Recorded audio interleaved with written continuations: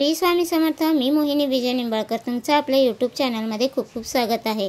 आजच्या व्हिडिओमध्ये आपण बघणार आहोत आपली कुलदैवत कशी ओळखावी आणि कुलदेवताची उपासना कशी करावी।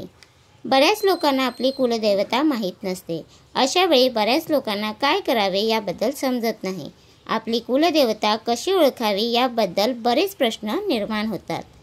कुलदेवता माहीत नसल्यामुळे कुलाचार कसा पाळावा, घरात एखादे कार्य झाल्यावर कुलदेवताला कशा प्रकारे नैवेद्य कसा दाखवावा, कुलदेवताच माहीत नसल्यामुळे कोणती उपासना करायला पाहिजे याबद्दल सुद्धा बरेच प्रश्न निर्माण होतात।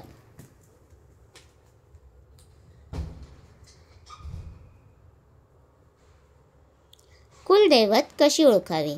आपल्या घरातील वयस्कर मंडळी यांना याबद्दल सविस्तर माहिती असते, पण सध्याच्या युगात बरेच लोक एका ठिकाणावरून दुसऱ्या ठिकाणी कामानिमित्त जातात। बरेच लोक परराज्यात किंवा परदेशात जातात।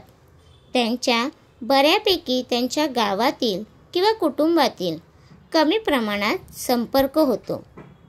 अशा वेळी पुढच्या पिढीला आपल्या कुलदेवताबद्दल जास्त माहिती मिळत नाही आणि आपली कुलदेवता कोणती आहे याबद्दल माहिती नसते।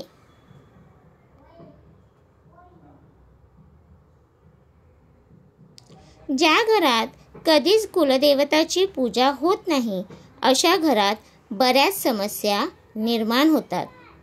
घरातील व्यक्ती नेहमी आजारी पडते, आर्थिक हानी होतेच, शिवाय कोणतेही कार्य हाती घेतले की त्यात नेहमी विघ्न येत राहते। अशा वेळी कुलाचार किंवा कुलदेवताची उपासना कशी केली पाहिजे याबद्दल जास्त माहिती नसते। यामुळेच आपली कुलदैवत कशी ओळखावी याबद्दल उपाय जाणून घेणार आहोत। आज आपण आपली कुलदैवत कशी ओळखावी याबद्दल जो उपाय पाहणार आहोत, त्यासाठी आपल्याला सलग 3 शुक्रवार हा उपाय करायचा आहे। या उपायासाठी आपल्याला 11 विड्याची पाने घ्यायची आहेत। त्याचसोबत 11 सुपाऱ्या घ्यायच्या आहेत।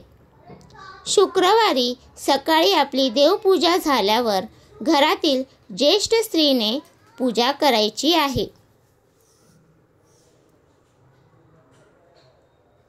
देवासमोर 11 विड्याची पाने ठेवायची आहेत आणि त्यावर एक सुपारी ठेवायची आहे। त्याखाली 1 रुपयाचे नाणे ठेवायचे असेल तर ठेवा, नसेल तरी सुद्धा चालेल।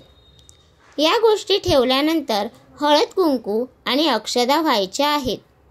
ही पूजा करताना त्यांचा क्रम लक्षात ठेवा। पहिली गणपतीची सुपारी, दुसरी सुपारी आपल्या कुलदेवतेची, तिसरी कुलपुरुषाची, चौथी सुपारी वास्तुपुरुषाची आणि 5वी वास्तुदेवतेची। पुढील 6 सुपाऱ्यांची पूजा ही आपली कुलदेवता म्हणून पूजा करायची आहे आणि हात जोडून विनंती करायची आहे की मला कुलदैवत कळून येऊ दे। अशी पूजा 3 शुक्रवार करायची आहे। यामुळे आपल्याला होणारे त्रास खूप कमी होतील। दुसऱ्या शुक्रवारी कुलदैवत म्हणून एखाद्या सुवासिनीला बोलावून तिची तुम्हाला कुलदेवता म्हणून ओटी भरून नमस्कार करायचा आहे। तिसऱ्या शुक्रवारी आपल्या घरातील सर्व नातेवाईक यांना जेवायला बोलवायचे आहे।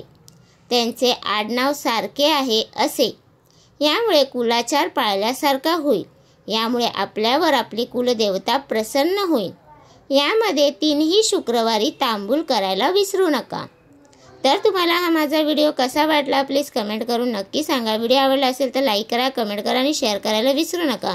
आणि तुम्ही अजूनपर्यंत आपल्या चॅनलला सबस्क्राईब केलं नसेल तर प्लीज जाऊन चॅनलला नक्की सबस्क्राईब करा, कारण आपल्या चॅनलवरती तुम्हाला आध्यात्मिक माहिती आणि स्वामी महाराजांचे व्हिडिओ बघायला भेटतात।